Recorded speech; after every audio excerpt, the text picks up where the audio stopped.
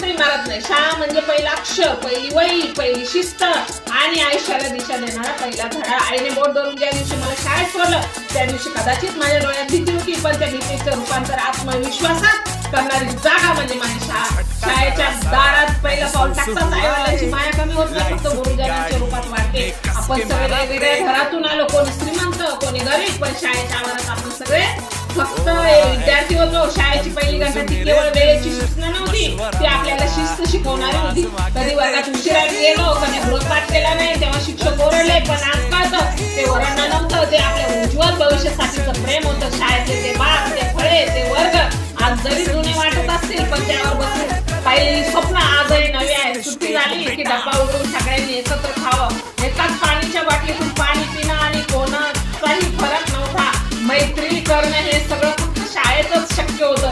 कधी परीक्षा आली की भीती वाटायची, कधी निकाल लागला की डोळ्यात पाणी यायचं, पण त्या प्रत्येक क्षणात शाळा आपल्या पाठीशी उभी होती. शाळेनं आपल्याला फक्त गणित, विज्ञान, इतिहास शिकवलं नाही, तर प्रामाणिकपणा, माणुसकी, कष्ट आणि संयम शिकवलं.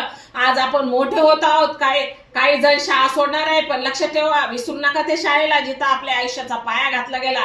कधीतरी आयुष्यात सगळं असूनही काहीतरी कमी वाटतं, तेव्हा आठवेल ती आपली शाळा, ती घंटा, ते शिक्षकाचं असणं आणि मित्राची निरागस साथ.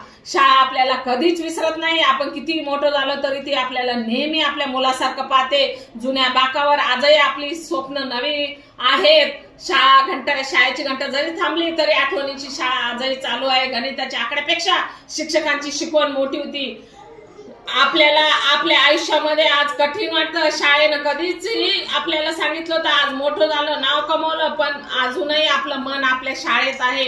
आपण जिथे आपल्या शाळेमध्ये आपल्या नावाने हाक मारायचे ती शाळा आणि ते शिक्षक आजही आपल्या मनात आहे. शाळा सुटली पण आपल्या शाळा ही आपल्या मनातून कधीच गेली नाही.